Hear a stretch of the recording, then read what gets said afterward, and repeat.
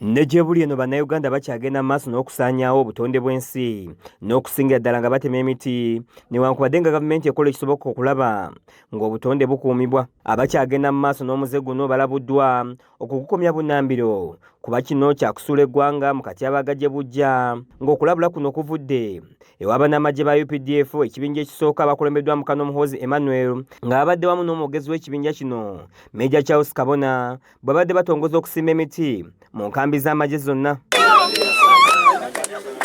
Omukolo guno guyindidde mu nkambi yaabwe ey'e Kakiri ng'emiti egiwera ddala 2,000 gye gibaweereddwa ab'ekitongole ekya Green Uganda Campaign.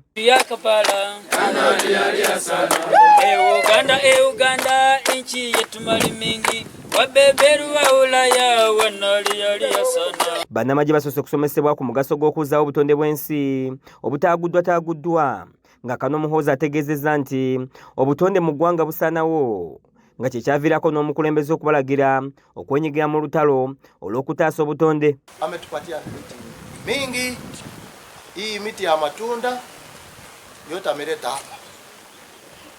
In future, for those ones who will be around, all your children, we shall be what? We shall be enjoying the fruits of our labor.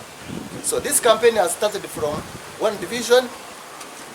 Tumemuomba aende kwa mabrigades kama Changwali, Sangobe na hapa, yani tukue mfano ya president. Emiti egisimbiddwa gya bibala okuli emiyembe, fene kosa n'ebirala nga baagala buli mujaasi mu nkambi eno abe ng'asimbye emiti 10 kiyambe okutaasa obutonde. Major Charles Kabona wano wasinzidde n'alabula abakyagenda mu maaso n'okutema emiti okukikomya kubanga kyabulabe eri eggwanga n'asaba buli munnayuganda okwenyigira mu kusimba emiti. Ekyokusooka oba ng'osaanyawo obutonde oba ng'omenya mateeka ogwo musango oba ng'okoze omusango. Ekyokubiri oba ng'osaanyawo obutonde kitegeeza abaana bo na grandchildren bo bajja kuba affected directly oba indirectly. Alina Omugisha Gabujero nga ye mutandisi w'ekitongole ekya Green Uganda Campaign alaze obulabe eggwanga bwe lyolekedde nga mu myaka 30 egiyise eggwanga lyalina emiti ebitundu 25 ku buli 100 wabula nga kati wasigadde ebitundu 12 ku buli 100.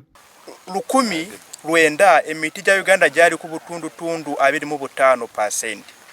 Naye emiti egyo jajja ne gikendeera essaawa zino tuli ku butundutundu 12.8%. Kiraga nti mu bbanga lya myaka 3 tumaze okufiirwa ekitundu eky'emiti gye twalina mu Uganda mu myaka 3. Kiba kikulagira nti emyaka egiddako jasanga emiti nga Uganda nayo yafuuka dda desert. Mu nkola eno eya Green Uganda Campaign bataddewo enkola ey'okugaba emiti egy'obwereere eri abalina ettaka kwe basobola okugisimba. Wetusabira gavumenti yaffe ennungi singa basobola okukendeeza amasannyalaze n'osanga nti omuntu ensente ze yandiguzeemu ensawo y'amanda asobola okugulamu amasannyalaze n'afumba n'alisa famire ye, n'osanga nti omuntu asobola okugula gaasi n'afiiringa gaasi n'afumbisa gaasi ewaka nga taguze ensawo y'amanda.